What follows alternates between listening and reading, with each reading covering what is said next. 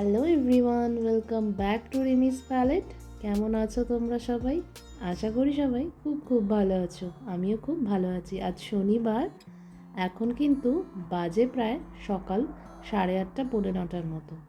ছুটির দিনগুলো ভাবি একটুখানি বেশি ঘুমোবো, কিন্তু কোনো দিনই কিন্তু উপায় হয় না। দ্রোণ সেই ছুটির দিনগুলোতেই তাড়াতাড়ি উঠে যায়। ব্যাস, উঠে যখন পড়েছি সংসারের কাজ তো শুরুই হয়ে যায়। বেশ কয়েকদিন হয়ে গেল এই পালং শাকটা নিয়ে এসেছিলাম, আর বেশি দিন পালং শাক থেকে গেলেই কিন্তু ফ্রিজের ভেতরে নষ্ট হয়ে যাবে। তাই আজ ভাবলাম এই পালং শাক দিয়ে পালক পকোড়া মতো কিছু একটা বানিয়ে নেব। কারণ শনিবার দিন বেশি কিছু রান্না আজকে করব না, সিম্পল খিচুড়ি আর তার সাথে এই পালং শাকের পেঁয়াজ দিয়ে একটা পকোড়া। খেতে কিন্তু খারাপ হয় না, বেশ ভালোই হয়। এই প্রতিদিন 2 বেলা করে কি খাবার হবে, এই চিন্তাটা কিন্তু শুধু আমার একার নয়, আমার সাথে সাথে সবার সমস্যা। ঠিক যেমন চিন্তা করতে হয় সারা সপ্তাহের তালিকায় কোন দিন কি রান্না হবে, ঠিক পরীক্ষার আগের মতো টেনশন শুরু হয়ে যায়। সাধারণত ছুটির দিনগুলোয় চেষ্টা করি একটু অল্প হালকার উপর থেকে রান্না করে আমরা একটু বেরিয়ে যাব। কারণ ছুটির দিনগুলো যদি রান্নার দিকে বেশি তোড়জোড় করি তাহলে কিন্তু বেরোনোতে দেরি হয়ে যায়। কারণ শুধু রান্না করলেই কিন্তু এখন হবে না, এতগুলো বাসনও সব মেজে বেরোতে হবে। তাই জন্য ভাবলাম হালকা করে খিচুড়ি করে নিই। আর এদিকে কিন্তু দ্রোণ সকাল থেকেই প্ল্যান করে নিয়েছে ও সারাদিন কি করবে, সকালে কোথায় যাবে, তারপরে বাড়ি ফিরে কি করবে, বিকেলে কি করবে। ও মোটামুটি ঘুম থেকে উঠে সারাদিনের প্ল্যান করে ফেলে।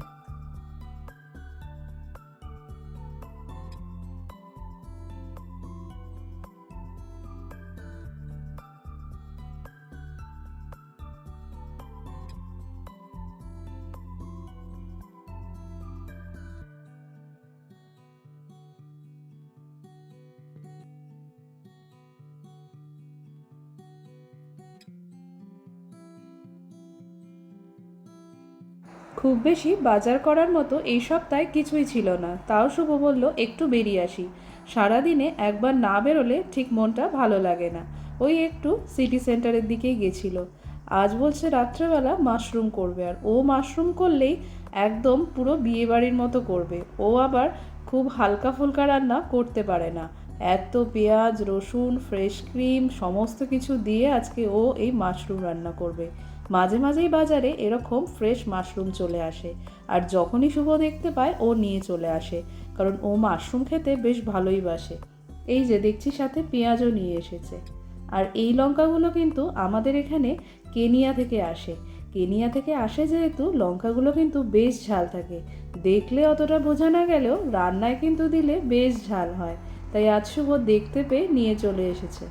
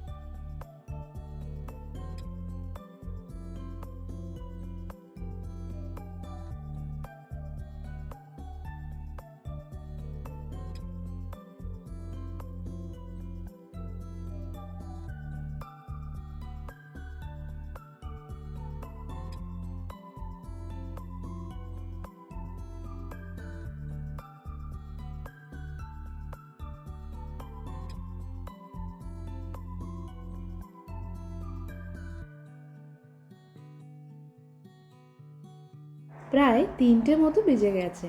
আমরাও বেরিয়ে পড়লাম খেয়ে দেয়ে। আর ওই যে দূরে যে বাড়িটা দেখা যাচ্ছে ওটাই কিন্তু আমাদের বাড়ি।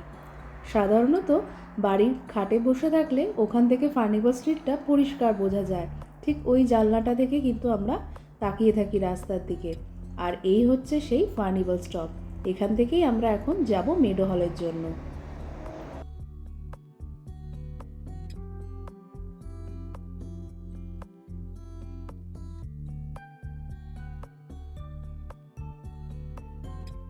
এই 95 বাসটা কিন্তু আসে সেই টিঙ্কার লেন থেকে।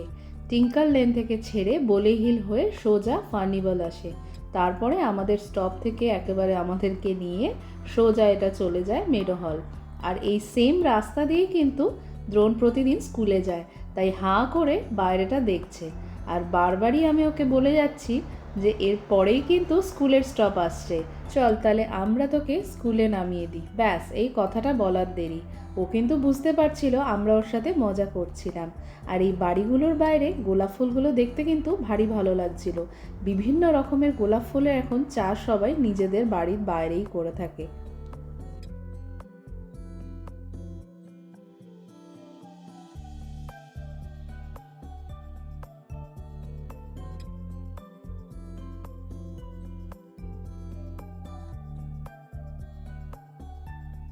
এই সেই মেডো হলের বাচ্চাদের জন্য সবথেকে আকর্ষণীয় জায়গা রক আপ।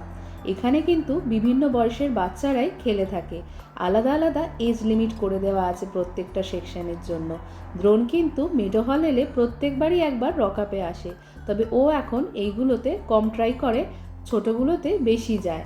আর এদিকে কিন্তু গতবার এখানে এসে একদমই এইখানে রক আপে আসতে পারেনি, কারণ এখানে কোনো পার্টি চলছিল বাচ্চাদের জন্মদিনের। ব্যাস সেই দিনটার কথা ওর এখনও মনে আছে, তাই আজকে খোলা পেয়ে ওকে কে আর দেখে, কোনো মতে জ্যাকেট দিয়ে সবার চোখের আড়ালে চলে যেতে পারলেই বাঁচে।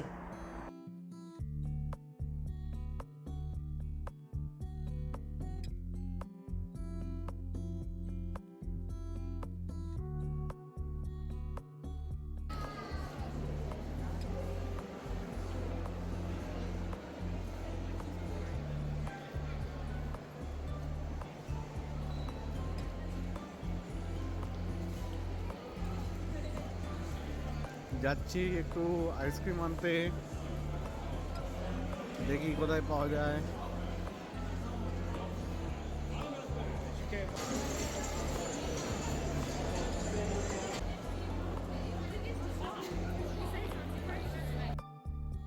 এই সেই আইসক্রিম যেটা মেডো হলে এলে প্রত্যেকবার কিন্তু আমরা খেয়েই থাকি। এক একবার এক এক রকম ফ্লেভার নিই। আইসক্রিমটা কিন্তু দই দিয়ে তৈরি, খেতে দারুণ।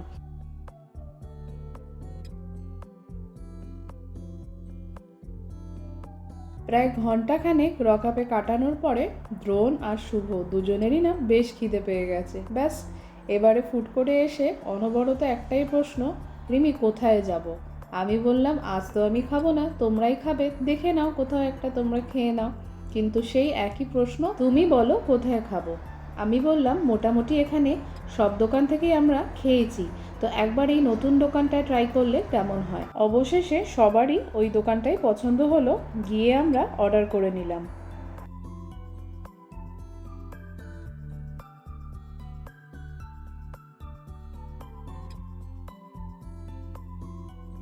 সব রকম কাবাব, ফ্রাইস আর সসেস আর স্যালাড দিয়ে মিলটা কিন্তু দুজনের জন্য যথেষ্ট ছিল, তাই অবশেষে এই মিলটাই পছন্দ করে নেওয়া হলো।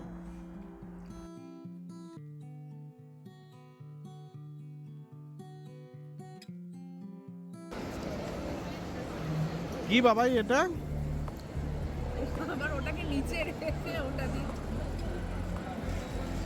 How is it?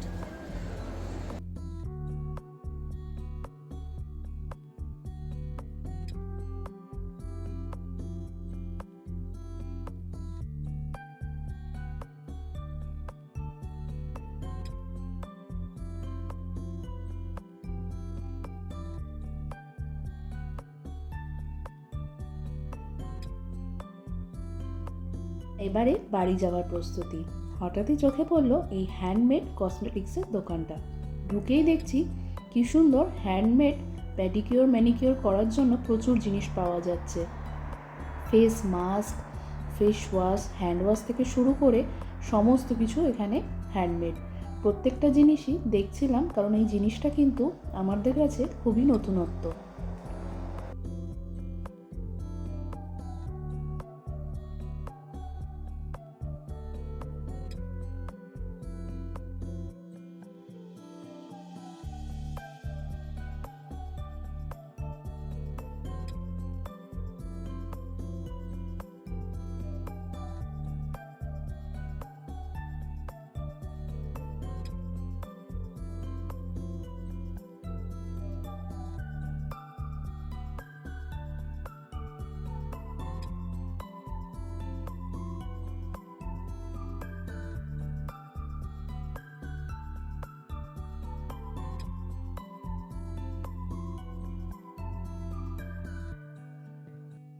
এখানে একটা বডি সোপ ছিল, আর দেখতে কিন্তু অনেকটা কেকের মতো ছিল। তাই দ্রোণকে দেখাচ্ছিলাম, দ্রোণ দেখতো এটা কেক না সোপ।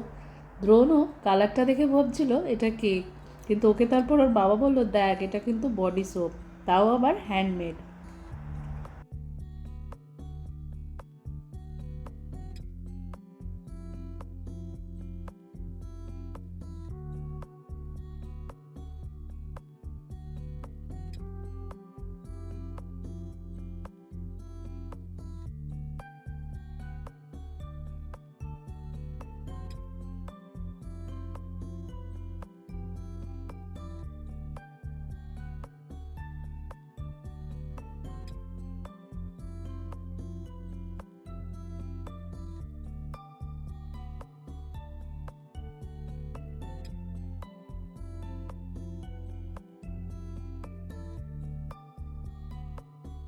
সব কিছু দেখার পরে মনে হলো না, এগুলো আমাদের জন্য নয়। তাও তারপরে একটা হ্যান্ড ওয়াশ চোখে পড়লো, যেটা একবার ইউজ করার পর দেখলাম হাতটা ভীষণ পরিমাণে ময়শ্চারাইজ হয়ে গেছে। হয়তো কোনো রকম ক্রিম জাতীয় কোনো এলিমেন্টের ভেতরে রয়েছে, জানি না, যেহেতু হ্যান্ডমেড যারা বানায় তারাই বলতে পারবে। তো একটা হ্যান্ড ওয়াশই নিয়ে নিলাম।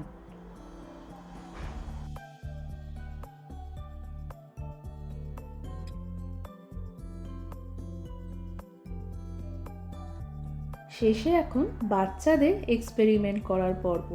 সব বাচ্চারাই এখানে ফোমের ভেতরে হাত দিয়ে বাবলস বানাচ্ছিল। বাচ্চারা কিন্তু এই বাবলস বানিয়ে বেশ আনন্দ পাচ্ছিল। যাক, আজ এই পর্যন্তই। দেখা হবে অন্য কোনো একটা ব্লগে। অনেক অনেক কথা হবে। ততক্ষণ ভালো থাকো, সুস্থ থেকো।